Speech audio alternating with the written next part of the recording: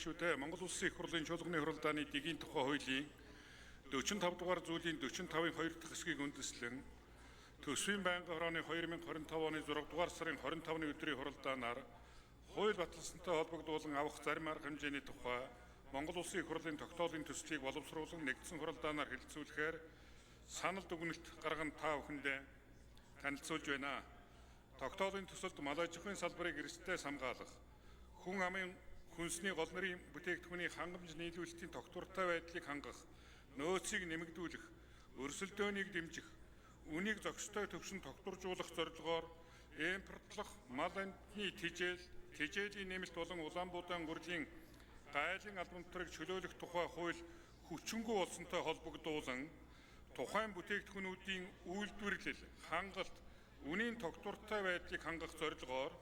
улсын стратегийн нөөцийг 100 мянган тонн Улаанбуудайгаар бүрдүүлэх, мөн гурлийн үйлдвэрүүдэд нийлүүлэх хүнсний Улаанбуудайн чанарыг итгэмжлэгдсэн лабораторийн сорилт үр дүнд үндэслэн баталгаажуулах, суурилагдсан гурлийн үйлдвэрүүдийн хүчин чадал ашиглалтыг нэмэгдүүлж, Улаанбуудайн гурил үр тариаг экспортлох боломжийг бүрдүүлэх, баруун бүсийн газар тариалангийн үйлдвэрлэлийг сэргээх болон гурил тэжээлийн хангамжийн тогтвортой байдлыг бий болгох, үнийн өсөлтөнд нөлөөлж буй тээврийн зардлыг бууруулах талаар холбогдох арга хэмжээ авахыг Монгол Улсын засгийн газарт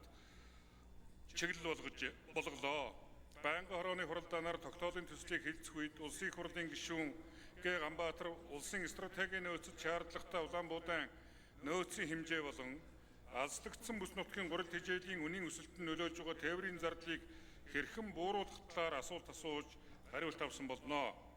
Байнгын хорооны хуралдааны сан хураалтын дүнд үндэслэн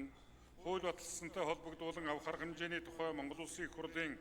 тогтоолын төслийг бэлтгэн та бүхэнд хүргүүлсэн болно. Улсын их хурлын эрхэм гишүүдээ хууль баталсантай холбогдуулан авах арга хэмжээний тухай Монгол Улсын их хурлын тогтоолын төслийн анхны хэлэлцүүлгийг явуулсан талаарх төсвийн байнгын хорооны санал дүгнэлтийг хэлэлцэн шийдвэрлэж өгөхийг хүсье. Анхаарал хандуулсанд баярлалаа.